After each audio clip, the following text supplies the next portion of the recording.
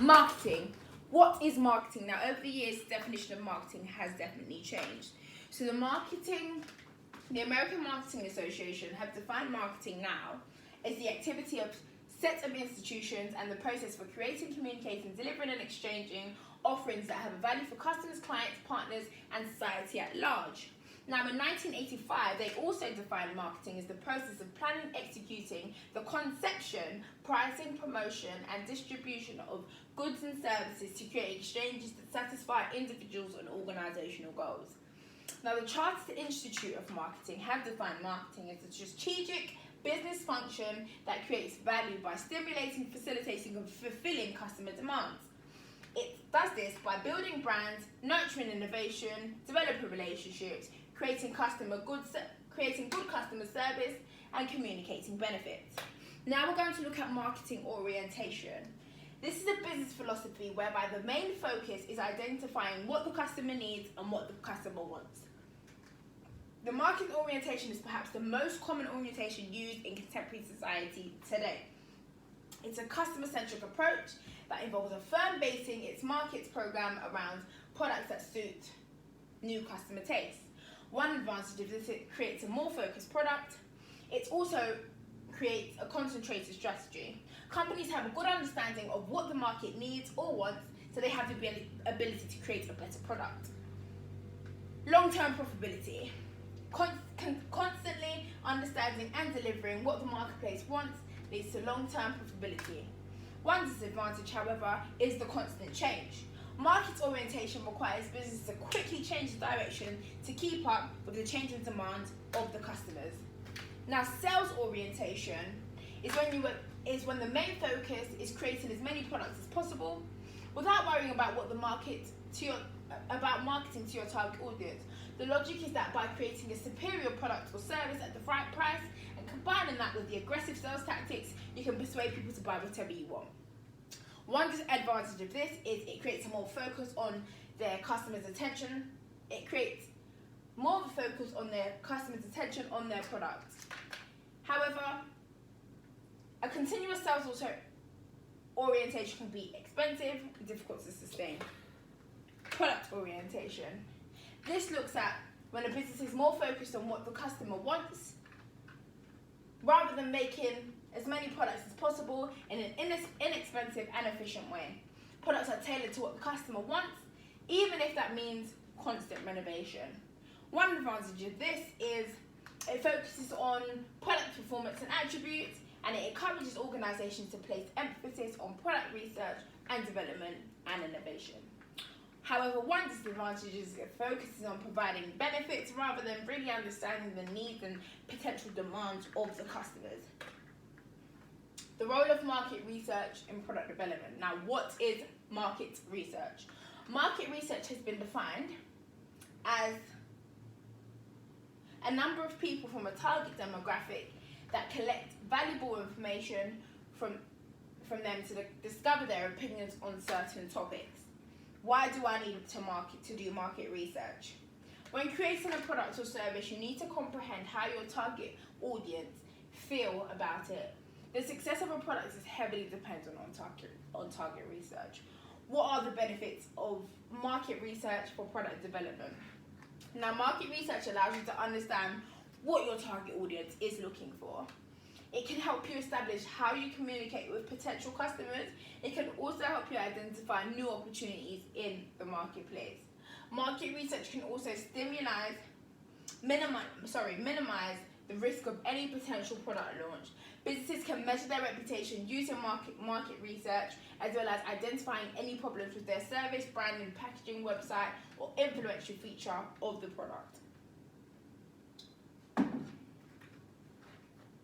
How is market research used in product development?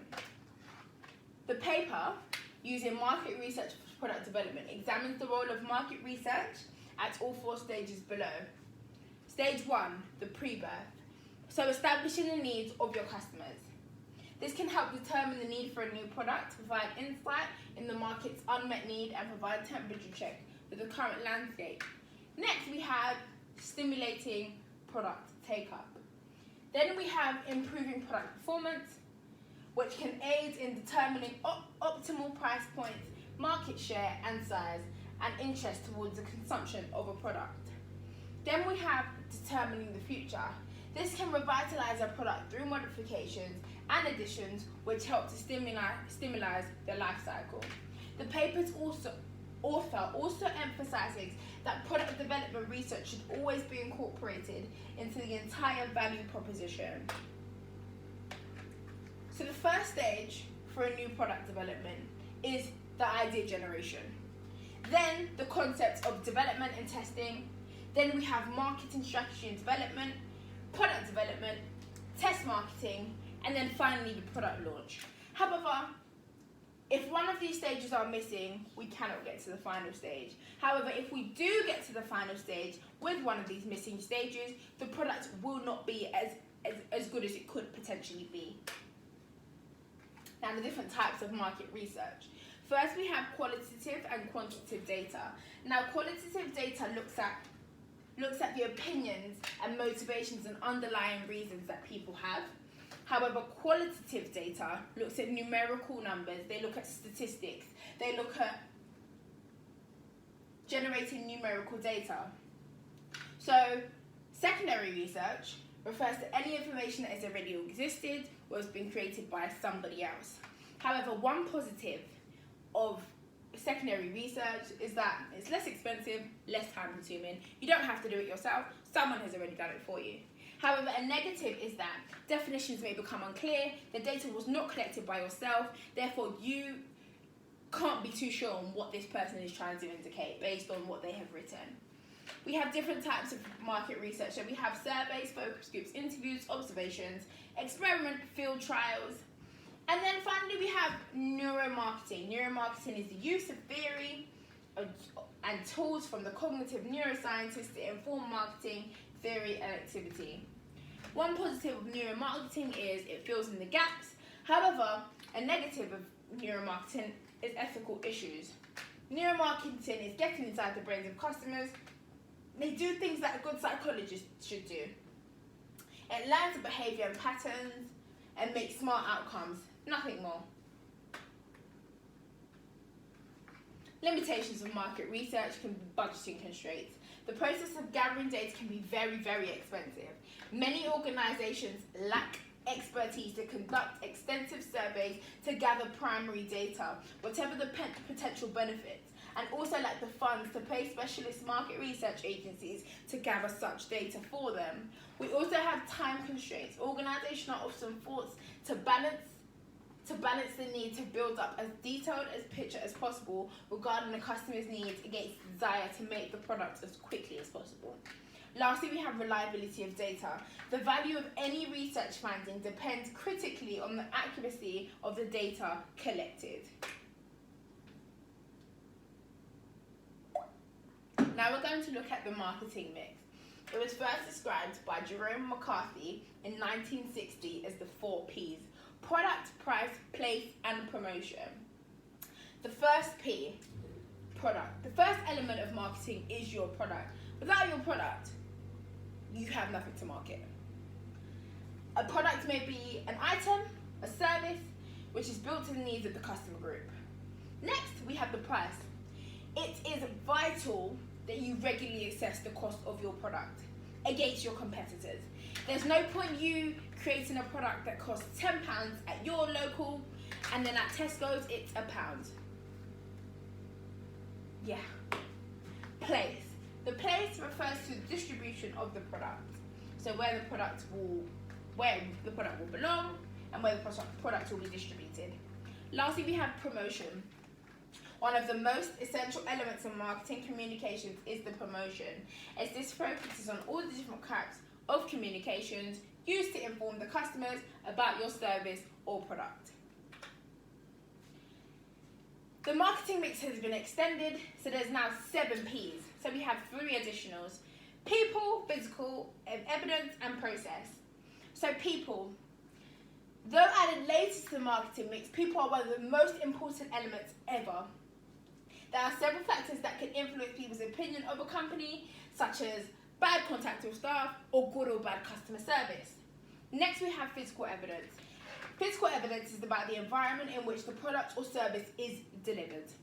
And lastly, we have the process, which is defined as systems and processes that deliver a product to a customer. For example, the transaction process, website design, and operational support. Now we're going to look at the managerial implications of the marketing mix. So we have 4 management structures.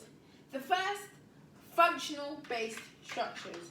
A functional organization structure is a hierarchical organization structure whereby individuals are grouped based on their area of expertise.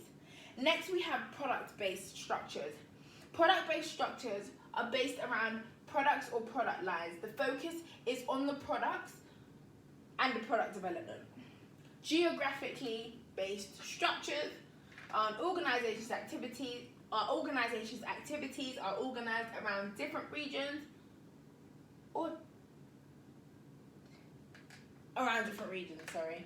territories. Matrix structures. A matrix structure is usually defined as one where there are multiple reporting lines. People report to different managers who have different roles. In an organization, there may be conflicts.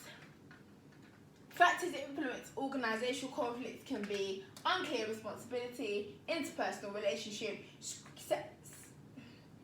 scarcity of resources, and conflict of interest.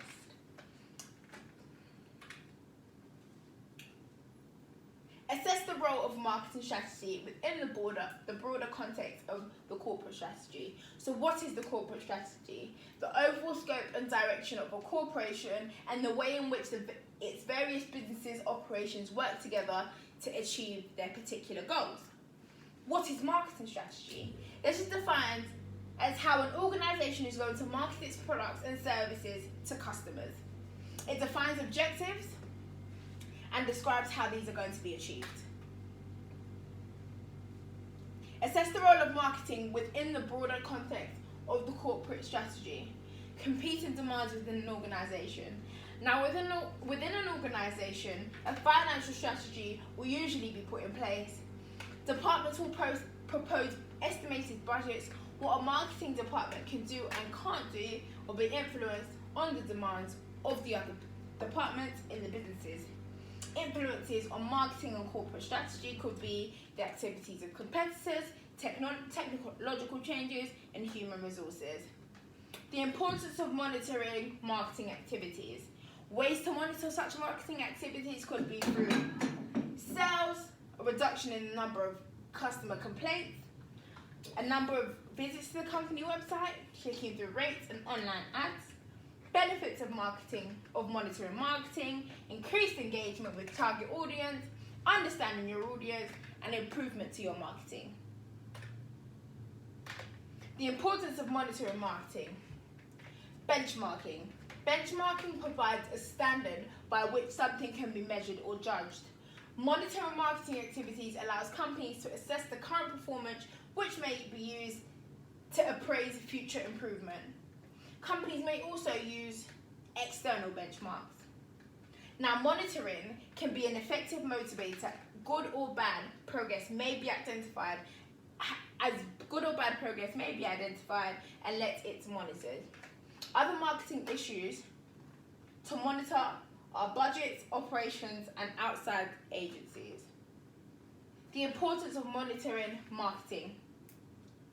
The value of ongoing marketing is it allows for any issues to be identified during a marketing campaign when there is still time for development.